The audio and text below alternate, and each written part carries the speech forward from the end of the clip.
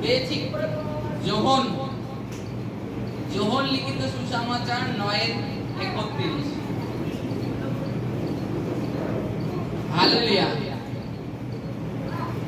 পড়ছি আমি যোহন লিখিত সুসমাচার 9:31 থেকে। আমরা জানি ঈশ্বর পাপীদের কথা শুনেন না, কিন্তু যদি কোনো ব্যক্তি ঈশ্বরের ভক্ত হয় আর তাহার ইচ্ছা পালন করে, তিনি তাহার কথা শুনেন। কখনো শোনা যায় নাই যে কেউ জন্ম অন্ধের চক্ষু খুলিয়া দিয়েছে। Hallelujah, hallelujah, hallelujah. এখানে কি বলছে? আমরা প্রথমত এই যে বাক্যটা যোহন লিখিত 9 লেখা আছে, এক জন্ম অন্ধ পথের ধারে বসেছিলেন। তখন প্রভু যীশু আর তার শিষ্যরা আসিলেন। আস্তে আস্তে দেখলেন সেই অন্ধ বসে আছে। তখন প্রভু যীশুর শিষ্যরা জিজ্ঞেস করছে, হে প্রভু, এই যে জন্ম অন্ধ হয়ে জন্মেছে, এর কারণটা কি? কি কারণে এ জন্মের থেকে অন্ধ হয়ে জন্মেছে? জিজ্ঞেস করেছে কি কারণে? প্রভু, এ কি পাপ করেছে, না এর মা কিংবা এর বাবা পাপ করেছে? তখন প্রভু তাদেরকে উত্তর দিলেন, বললেন, এ পাপ করেছে কিংবা এর মা বাবা পাপ করেছে এমন নয়, কিন্তু এই ব্যক্তিতে ঈশ্বরের মহিমা যেন প্রকাশিত হয়, এই কারণে এটা হয়েছে। আজকে আমাদের জীবনে কিছু কিছু সমস্যা পাপের কারণে আসে না, বিশ্বাসী থাকার কারণে। কারণ পাপের জন্য নয়, যাতে ঈশ্বরের মহিমা হয়, ঈশ্বরের মহিমা হয়। আর আমি যে বাক্যটা বললাম, এখানে যে এই ঘটনাটা আবার দরকারে পড়বেন, এখানে যে জন্ম অন্ধ, তখন কিছু ফরাসিরা অধ্যক্ষরা তাকে প্রশ্ন করছিল যে তুমি কি বলো এই ব্যক্তিকে? তখন তিনি বলে, আমি তো, সে একজন ঈশ্বরের লোক, সে একজন ধার্মিক লোক। তারা তো তাকে গালাগালি দেয়। তা সত্ত্বেও এই যে ব্যক্তি বলে, কোনদিন কি আপনারা শুনেছেন কোন পাপী অধার্মিক ব্যক্তি কোন অন্ধের চোখ খুলে দিয়েছে? কোন ব্যক্তি যদি ধার্মিক হয়, ঈশ্বর ভক্ত হয়, তবেই ঈশ্বর তার কথা শুনে আর তার প্রার্থনায় উত্তর দেয়। আজকে এই ব্যক্তি ধার্মিক ভক্ত বলে আজকে আমার চোখকে খুলে দিয়েছে। কোন পাপীকে আপনারা দেখেছেন? বলছে না। তখন বলছে ইনি ঈশ্বরের ভক্ত। আজকে ঈশ্বরের ভক্ত হও, ঈশ্বর তোমার কথা শুনবে। আজকে আপনারা জগতে, সমুদায় জগতে ঘুরেছেন, কোন জায়গায় শুনেছেন যে অমুক জায়গায় অমুক সুসমাচার হচ্ছে, আমি সুসমাচারের নাম বলছি না, সেখানে কোনো ব্যক্তিকে সুস্থ হতে, জগতে যে কোনো প্রোগ্রাম, যে কোনো অনুষ্ঠান, যে কোনো উপাসনা, সেখানে কোনো ব্যক্তিকে সুস্থ হতে দেখেছেন না। কিন্তু আমরা যে এই জীবিত পরমেশ্বরের ঘরে আসি, ঈশ্বরের ভজনা করছি সত্যের হৃদয়েতে, এই কারণে ঈশ্বর আমাদের প্রার্থনা শুনে আমাদের জীবনে অদ্ভুত কার্য করছে। কারণ আমরা সত্য জায়গায় এসেছি, এই কারণে ঈশ্বর সঠিক যে জায়গা, সেই জায়গায় পৌঁছাতে পেরেছি।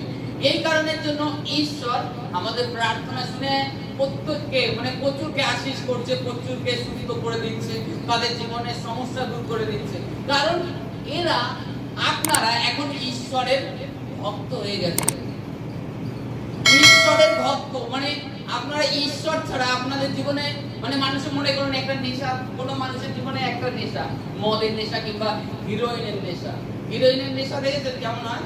এরকম বসে বসে ঝিমায়, কিন্তু সে ওই নেশাতে আসক্ত।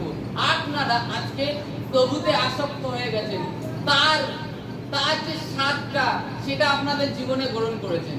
নেশায় তো খালি ঝিমাতে থাকে, কিন্তু আপনারা তা না, আপনাদের মধ্যে এখন সুবুদ্ধি, সুবিবেচনা আর ঈশ্বর ভক্ত। আপনারা চিন্তা করেন, কখন আমি প্রার্থনায় বলবো, সন্ধ্যে হলে কখন আমি প্রার্থনায় বলবো, কোথায় প্রার্থনায় যাওয়া যায়। এই কারণে ঈশ্বর আপনার প্রার্থনা কেউ শুনবে। এইখানে অন্ধ এই কারণে বলেছে, যদি কোনো ব্যক্তি ঈশ্বর ভক্ত হয়, ঈশ্বর তার প্রার্থনাকে শুনে। আজকে আমাদের জীবনে আমাদেরকে ঈশ্বর ভক্ত হতে হবে। সর্বপ্রথম ঈশ্বরকে স্থান দিতে হবে, তবেই ঈশ্বর আমাদের প্রার্থনা শুনবে। কোনোদিন কোনো ব্যক্তি শোনেনি যে কোনো পাপী চোখ খুলে দিয়েছে, অন্ধ, জন্মে অন্ধ, কিন্তু এখানে প্রভু যীশু খ্রিস্ট সেই জন্ম অন্ধকে কি করলেন? চোখ খুলে দিলেন। তার চোখে কাদা লেপন করলেন, বললেন শিলাহর সরোবরে গিয়ে ধুয়ে ফেলো। সে কি করলো? চোখটা ধুয়ে ফেললো গিয়ে, আর তারপরের থেকে সে দেখতে পারলো। আজকে আমাদের জীবনে ঈশ্বর ভক্ত হতে হবে, আর ঈশ্বরের আজ্ঞাকে ফলো করতে হবে। আজকে ঈশ্বর আজ্ঞা দেয় কাদের মাধ্যমে? তার দাস,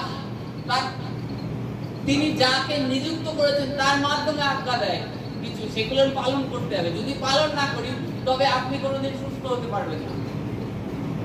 হ্যাঁ, জগতের ডাক্তার আছে, মেডিসিন আছে, হয়তো অনেকটা সময় লাগবে, প্রভুর কাছে একটা সেকেন্ড টাইম লাগবে। প্রভু যীশু খ্রিস্ট এই অন্ধকে কি করেছিল? চোখে দুই চোখে কাদা লিপে দিয়েছিল, বলেছিল তুমি শিলাহর সরোবরে গিয়ে ধুয়ে ফেলো। সে সেই আজ্ঞাটাকে মেনেছিল। আমরা যদি দেখি সেই আজ্ঞাটাকে মেনেছিল। শিলাহর সরোবর তার থেকে কতটা দূরে ছিল তার নেই ঠিক। সে একজন অন্ধ ব্যক্তি, তাও হাতাতে হাতাতে চলে গিয়েছে সেই শিলাহর সরোবরে গিয়ে চোখ ধুতে।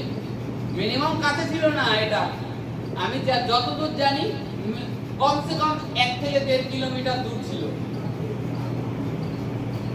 সেই দূরটা অতিক্রম করেছে একটা অন্ধ ব্যক্তি হয়ে, যে গিয়েছে আজ্ঞাকে ফলো করেছে। আজকে পুরাতন নিয়মে আমরা দেখি আজ্ঞা ফলো করতে হবে, তবেই তো তোমার জীবনে আমার জীবনে সুস্থতা কাজ করবে। নামান কুষ্ঠ রোগী ছিল, সেই নামানকে এলিশা ঈশ্বরের দাস আজ্ঞা দিয়েছিল, তুমি জর্দনে গিয়ে 7টা ডুব দাও। তুমি 7টা ডুব দাও, তাহলে তুমি 7টা ডুব দিয়ে আসো, সুস্থ হবে। তা বলেনি এই অন্ধকে সুস্থ হবে, তা বলেনি ধুয়ে ফেলো গিয়ে শিলাহর সরোবরে গিয়ে ধুয়ে ফেলো। নামানকে বলেছিল 7টা ডুব দাও। তখন নামান মনে মনে ক্রুদ্ধ হলেন। সে বললেন, আমি ভেবেছিলাম সেই ঈশ্বরের দাস, সে আসবে আমার এখানে, আমার গায়ের উপরে এসে হাত বোলাবে, তার ঈশ্বর সদাপ্রভুর নামে আমাকে প্রার্থনা করবে, ঈশ্বর সদাপ্রভুর নামে, আর তখন আমাকে সুস্থ করবে। নামান মনে মনে ভাবছে, তার দাসদের, তার চাকরদেরকে বলছে, চলো আমি যেখান থেকে এসেছি সেখানেই চলে যাই। তখন তার দাস, তার যে সেবক ছিলেন তার সঙ্গে, সে নিজে নত হলেন, বললেন, প্রভু এই ভাববাদী এর থেকে যদি কোনো মহৎ আজ্ঞা আপনাকে দিত, মিশর থেকে যদি বলতো কিছু অন্য কিছু করো, কঠিন বিষয়, সেটা কি তুমি করতে না প্রভু? প্রভু বলে সম্বোধন করে বলছে, করতে না প্রভু? বলছে হ্যাঁ।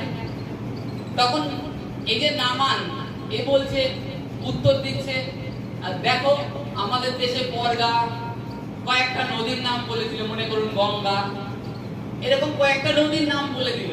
বলছে এই জর্দনের থেকে কি অতি উত্তম নয়? তাহলে এই জর্দন তো ময়লা, এখানে ডুব দিতে আমাকে কেন? তখন কি হলো? তখন সেই দাস যখন তাকে বুঝালো, সে বুঝলো, বুঝে কি করলো, সেই নদীতে গিয়ে ডুব দিচ্ছে আর গুনছে। প্রথম ডুব দিয়ে 1, 2 এই করতে করতে 6টা ডুব দিয়েছে, নিজের গায়ের দিকে তাকাচ্ছে যে না ময়লা দেখছে কুষ্ঠ কমেছে কিনা। 7বার যে ডুব দিয়েছে, উঠেছে, তার শরীরে সেই কুষ্ঠ রোগ আর নেই, তার চামড়া শিশুদের চামড়া হয়ে গেছে। তাকে কিন্তু একবারও বলেনি যে সুস্থ হবে।